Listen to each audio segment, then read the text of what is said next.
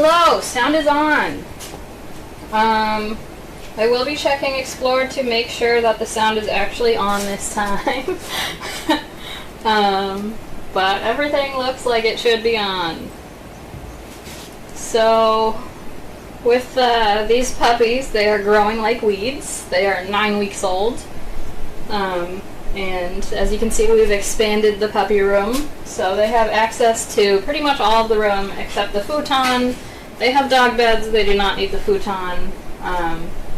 So we're gonna save the futon and try to make it stay as not gross as we can get it. So we'll see how well we do with that. We've been doing a lot of car rides with these puppies. I did 2 car rides this morning with 2 pups each, and we sat in the back of the car with the windows open, listening to traffic for a while until they calmed down. So they still aren't a fan of being in the car without someone in the back with them, but they'll slowly get used to that.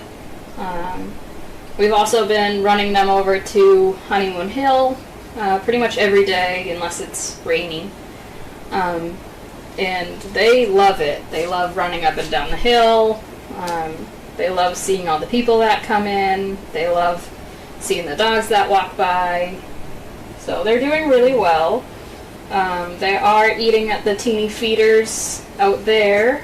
So that's good. The next step will be teaching them to wait in front of the feeders, but we're still a bit away from there. We still are having some trouble with them trying to all eat out of the same bowl when there's multiple bowls available. So once they master that better, then we can make them wait at the feeder.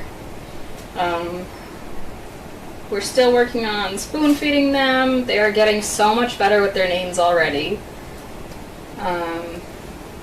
And I did start on Friday with a couple of them on figure-8 leashes. We just put it on them at first and let them walk around and go where they want at first while feeling the pressure of having a leash on them.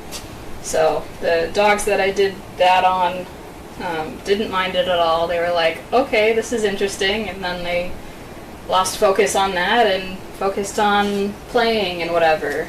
The other pups that didn't have the leash on would definitely come over and be like, I'll save you, sis, and then would try to chew on the leash. But they'll get used to it. What else? I saw there was one question on Explore. What is the biggest challenge with training the dogs and the new pups? Are you only using the scary noise recordings with the pups, or are you also using those for adults? My dog has no issue with recorded thunder or fireworks, but becomes Velcro dog with the real thing.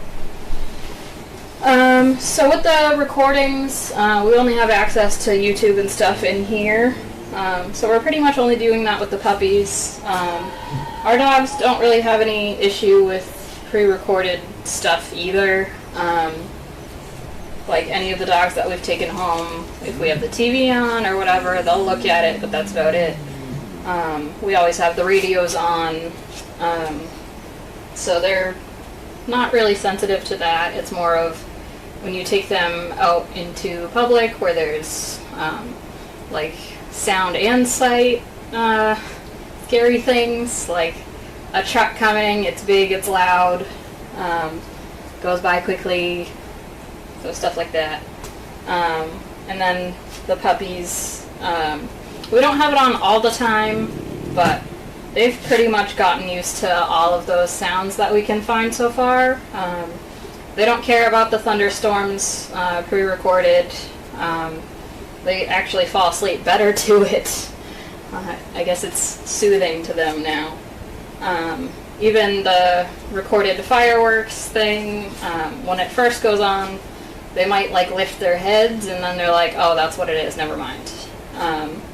So with thunder and fireworks, we're not going to set off fireworks here, and also you can't have thunderstorm on command. So they get used to it just being here. We are in like the suburbs, so I anticipate 4th of July weekend there will be fireworks going off, even though it's illegal in Massachusetts. So they'll get used to it from afar. It's the up close that it can be pretty scary. But when they become service dogs, we do recommend to our recipients that they don't take the dogs up close near fireworks, because that is scary for anyone. They're literally explosions. So if they do take a dog to see fireworks, anticipate 4th of July weekend there will be fireworks going off, even though it's illegal in Massachusetts. So they'll get used to it from afar. It's the up close that it can be pretty scary. But when they become service dogs, we do recommend to our recipients that they don't take the dogs up close near fireworks, because that is scary for anyone. They're literally explosions. So if they do take a dog to see fireworks,